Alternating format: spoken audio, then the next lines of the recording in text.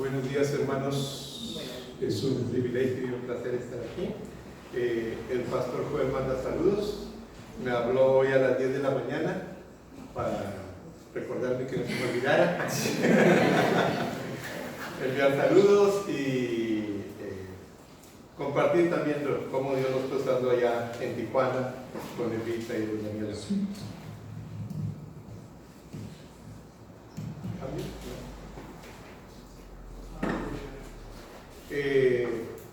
Me gustaría si alguien pudiera buscar en su Biblia el capítulo 6 de Isaías para leer del 1 al 8.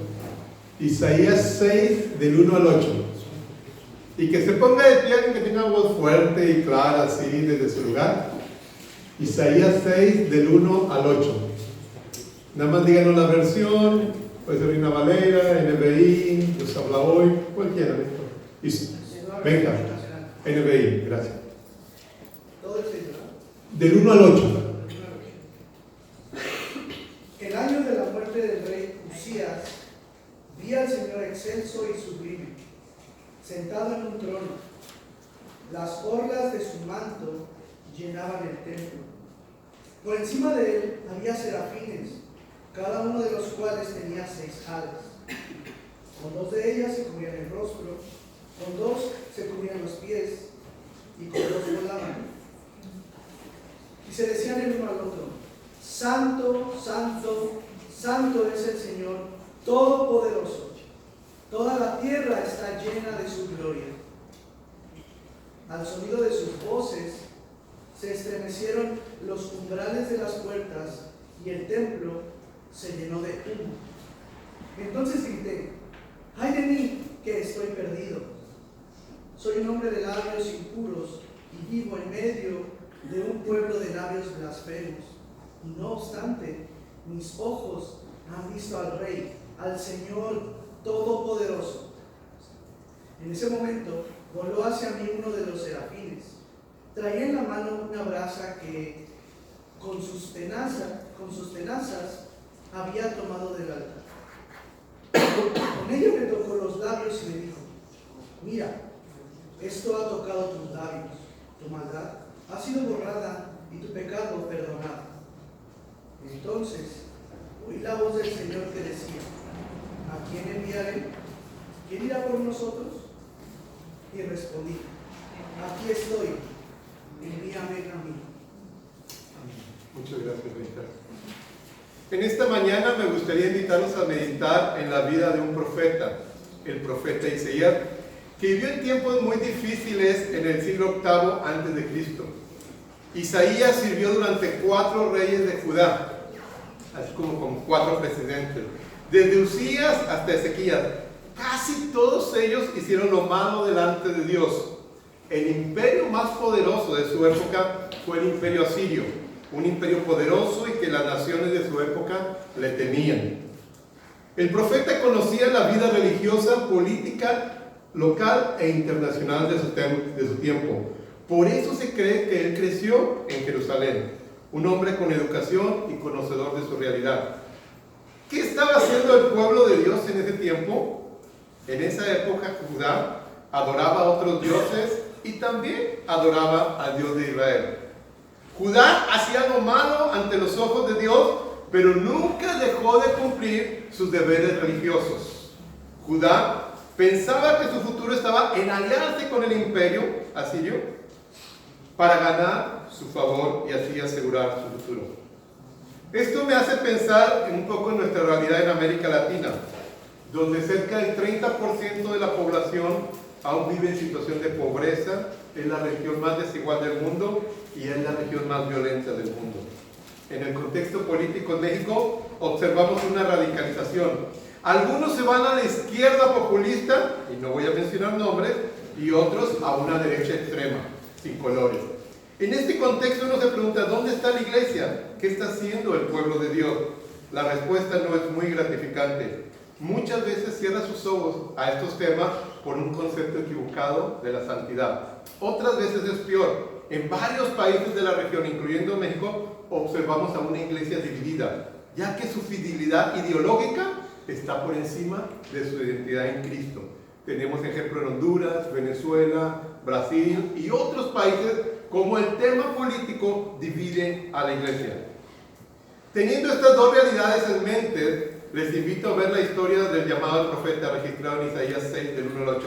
En esta visión se resume el Evangelio. En esta visión se revela la grandeza de Dios, la realidad de caída del ser humano y la naturaleza de la misión. Les invito a considerar, como un buen ingeniero que soy, 3 binomios en este pasaje: revelación y alabanza, confesión y restauración, y misión y obediencia. El pasaje sigue un lenguaje litúrgico, es una narrativa bíblica. Empieza con Dios, el ser humano y su tarea. Más o menos es el resumen de los 8 versículos. Dios, el ser humano y la tarea. ¿Quién es Dios? Por tanto, ¿quién es el hombre? Por tanto, ¿cuál es su tarea? Ahí va un ejemplo. ¿Quién es Dios en Monterrey? Bueno, podríamos decir el dinero. Yo sé que aquí no, el dinero. ¿Quién es el hombre? Un shopping man, es un comprador. ¿Cuál es su tarea? Comprar. ¿Quién es Dios? Un maestro. ¿Quién es el hombre? Un alumno. ¿Cuál es su tarea? Aprender. No sé si siguen la lógica. O sea, ¿quién es Dios? Define quién es el hombre y cuál es su tarea en el mundo. Más o menos es lo que Isaías trata de comunicar en este pasaje. Primero empieza con el tema de la revelación y alabanza. El pasaje empieza con la visión de un Dios poderoso que sigue gobernando y es santo, muy santo, extremadamente santo. A manera de introducción diría que el relato de la vocación del profeta y la revelación de Dios no se da en el vacío, se enmarca en un contexto histórico, el año de la muerte del rey Usías, un rey que al final hizo lo malo ante Jehová y fue lleno de lepra. Los profetas buscan ser intérpretes de la historia, leen los acontecimientos desde una perspectiva divina.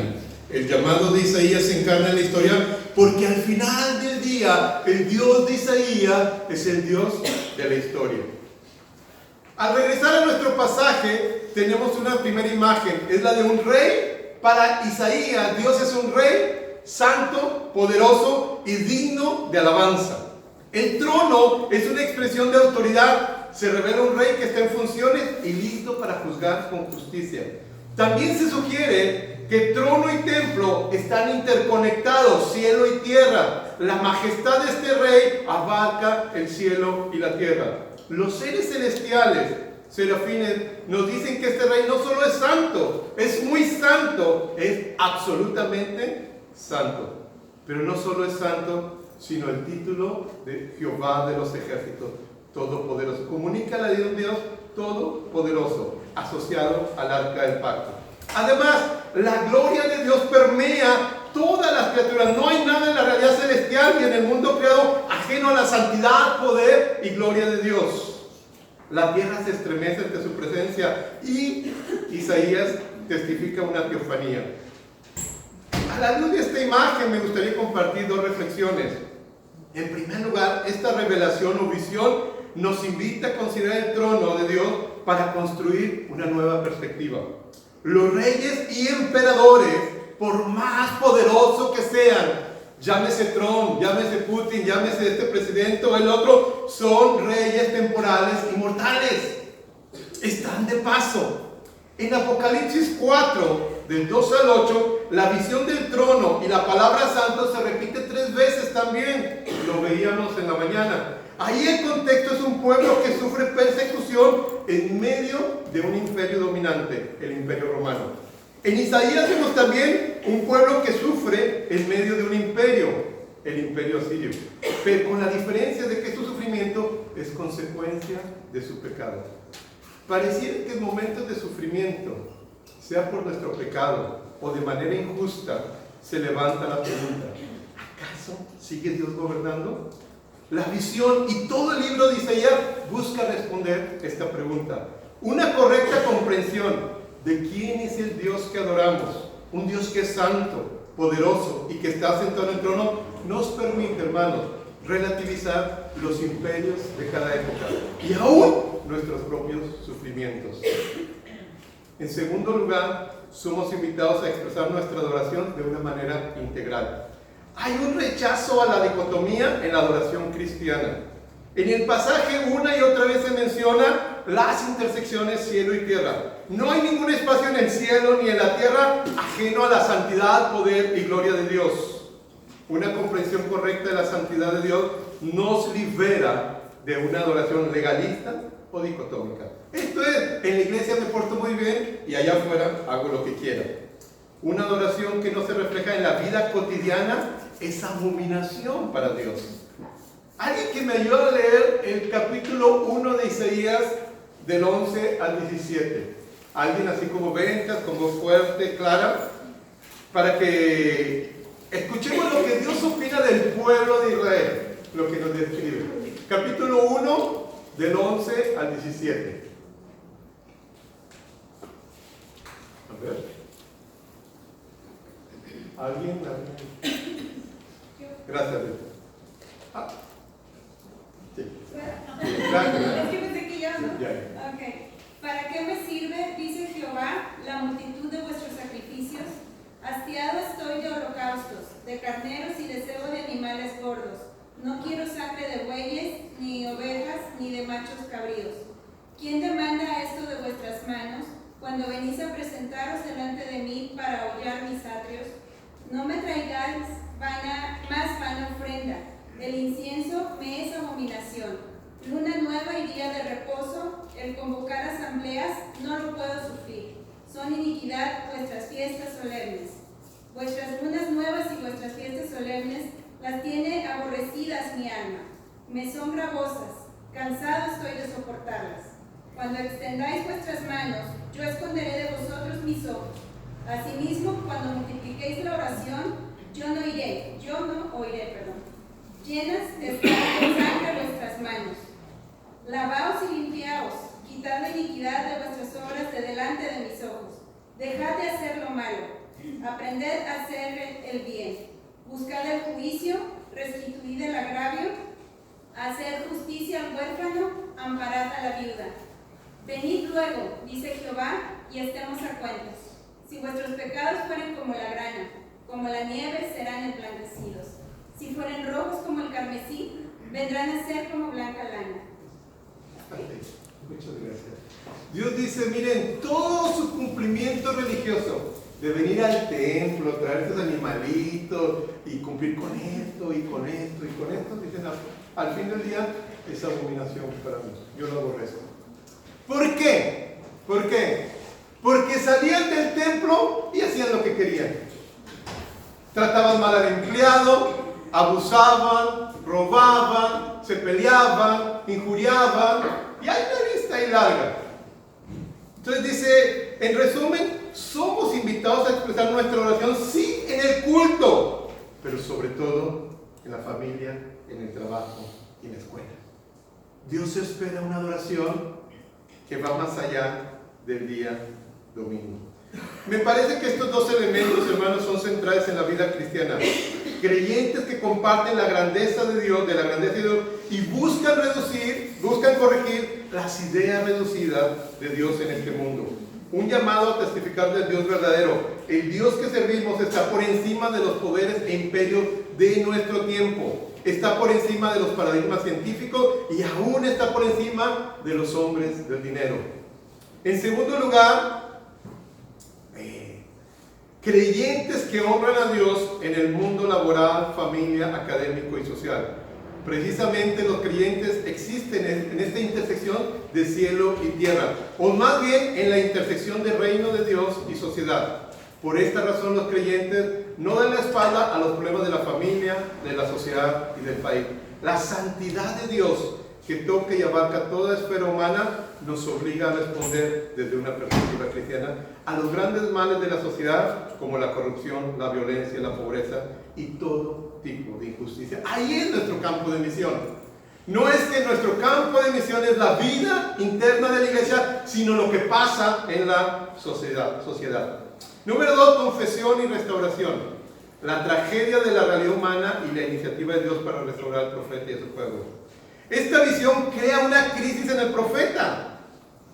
Hay una revelación de sí mismo y de su pueblo. Con relación al pueblo, por un lado, aunque el profeta ya lo condenó, ahora él se identifica con el pueblo. Los labios impuros tienen que ver con el rol como profeta. Y además que la limpieza lo posibilitará para hablar en la corte del rey, en el verso 8. Pero no solo eso, hay una insinuación de que la adoración y vida social del pueblo está caracterizada por la falsedad, por la mentira, labios engañosos. Los serafines, como servidores del Santo de Israel, ejecutan su voluntad. En un lenguaje cúltico, evoca la tarea del sumo sacerdote para expiar los pecados del pueblo. Los carbones encendidos pueden ser algo doloroso, pero el efecto es la purificación y restauración para estar en la presencia del Santo de Israel. El pecado de Judá era un asunto serio. Se nos narra en los primeros capítulos, estaba caracterizado por las injusticias, la idolatría, la codicia, la embriaguez, la arrogancia. Era un estuche de monerías el pueblo de Israel en ese tiempo. Y así como el profeta no murió al ver a Dios, tampoco Judá desaparecerá de la faz de la tierra. Es curioso que en esta visión Isaías ya se había servido con la cuchara grande. No, tu pueblo, el pueblo es un pueblo pecador. Del 1 al 6 lo está describiendo. Pero cuando Isaías ve a Dios y se revela a Dios a él, ¡uy! No solo el pueblo, yo también. El Santo de Israel que juzga con justicia también es misericordioso y no abandona a su pueblo. Dios es quien acorta la distancia y provee los medios para restaurar al profeta, a Judá y a todas las naciones. Es el tema de todo el libro. El conocer que el Santo de Israel restaura y restaurará lleva a responder con un canto de alabanza en el capítulo 12. Regocíjate y canta, oh moradora de Sión, porque grande es en medio de ti el Santo de Israel.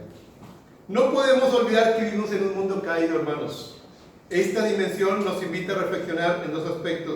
En primer lugar, el acercamiento de Isaías nos promueve una buena pauta. Isaías había condenado al pueblo, pero al ver y conocer a Dios, reconoce que también es pecador.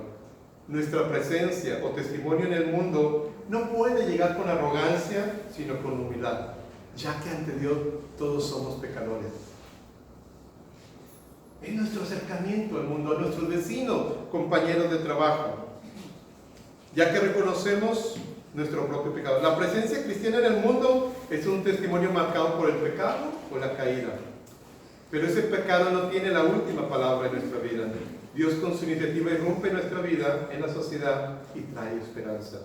El pueblo de Dios son como esos serafines que ejecutan la voluntad de Dios y llevan los carbones encendidos como la señal de esperanza en el mundo. En resumen, el testimonio del pueblo de Dios está marcado por la realidad del pecado humano que nos lleva a la humildad, pero también a la esperanza que nos impulsa a la misión. Y ahora quisiera compartir el tercer binomio, y con esto ya empezar a terminar, el de misión y obediencia. Ahora estamos frente a la tercera sección de la visión. Nos ubica en el salón de juntas del rey. Hay un mensaje para ser enviado a la creación y la discusión del rey con sus consejeros se centra en quién llevará este mensaje. Ahora, imagínense. Él vio el trono. El trono, sus faldas abarca cielo y tierra. Los serafines cantan, este es el todopoderoso, el majestuoso. Y ahora el rey platica con sus consejeros. Hay que mandar un mensaje a la creación. ¿Y quién irá? ¿Qué les dice? O sea, hay algo aquí medio raro, ¿no? Oye, es poderoso, es esto, es el otro, es aquello. ¿Y quién no puede mandar un email? ¿Quién no puede mandar un fax? ¿Quién no puede mandar un mensaje? ¿Quién no puede mandar? O sea, ¿por qué se levanta esta pregunta? El profeta que previamente ha sido limpio de su pecado, ahora puede participar en esta junta y dice, heme aquí, envíame a mí. Isaías se ofrece voluntariamente, lo cual contrasta con otros relatos como el de Moisés y Jeremías, donde inicialmente se había negado, casi como todos los pastores. Cuando Dios los llama a ser pastores o misioneros, dicen, no, yo no, mira hacia otro lado, Señor. Pero al final el Señor los convence. El profeta ve la visión y escucha la voz del Señor. Ambas situaciones lo habilitarán para su misión como profeta. El mensaje de juicio se resume en estas dos expresiones: oíd bien y no entendéis, ve pero no comprendéis. La visión llega después de ver a Dios, reconocer el pecado y ser restaurado y escuchar la voz de Dios. La visión de Dios la misión es misión de Dios, pero al mismo tiempo es una misión colaborativa. Es interesante que con todo el poder que tiene Dios, Él espera que nosotros colaboremos, que nosotros hagamos nuestra parte. Nuevamente hay un matrimonio entre cielo y tierra. La misión empieza cuando terminamos el culto al Señor. Interesante, porque esta visión sigue una visión litúrgica: alabanza, confesión y envío. Se corrige nuevamente la práctica que tanto aborrece nuestro Dios, la separación entre culto y vida. Hay una enorme belleza y riqueza en esta visión. No los quiero aburrir, pero Isaías marca el camino del pueblo de Dios. Cada nueva generación, hermanos, de creyentes no debe olvidar quién es Dios. Su llamado es a contemplar y conocer al Dios verdadero. Por otro lado, confesar su pecado y ser restaurado. Y al final, escuchar su voz. Esta es la tarea de cada generación. Su llamado empieza y termina en Dios. Por otro lado, el llamado del pueblo de Dios es un llamado en comunidad, en colaboración entre miembros de la iglesia. Mujeres, jóvenes, padres, niños, todos colaborando. Pero también colaborar con otras iglesias locales. ¿Cómo seguimos fomentando esta dimensión colaborativa de la misión? O sea, desde el cielo, la misión de Dios es una misión en colaboración, donde participan cielo y tierra. Pero donde se espera que en la tierra participe yo, pero también otros. Una de las cosas más difíciles para mí fue reconocer esta dimensión de mi tarea misionera. Yo me sentía con capacidad, yo puedo, Señor, pero una y otra vez el Señor decía: no puedes solo. Necesitas de otro, que te ayuden, que te cuiden, que te sostengan. Es el tema del orgullo humano. Creemos que podemos solos. Ahora que está Maya en casa y que me recuerda la tarea de los niños cuando uno tiene 2, 3, 4 años, que dicen: yo puedo solo, yo puedo hacer todo. No es cierto, hermano, no podemos hacer la tarea de Dios en el mundo solo. Necesitamos de unos a otros. La misión de Dios es una misión colaborativa. Al final